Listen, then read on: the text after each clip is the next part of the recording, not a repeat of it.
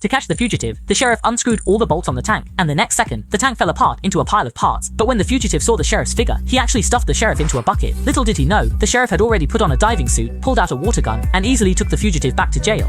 How about this? Yeah, the fugitive did not give up the idea of escaping from prison. Anything that came into his hands could become an escape tool. However, the sheriff was already prepared to prevent him from escaping again. The sheriff locked the fugitive in a cell, but this still couldn't hold him.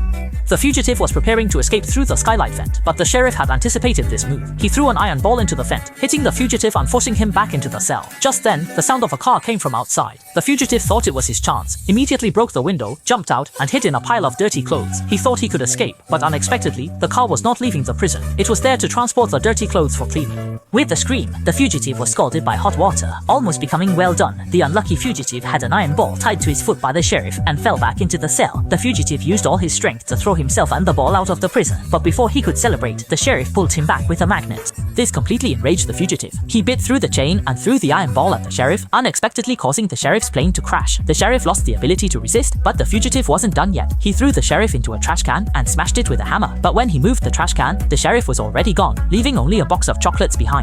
The fugitive couldn't resist picking up the chocolate and started eating it, but after seeing the label on the packaging, he realized it was actually a bomb. Fortunately, the sheriff didn't intend to take his life.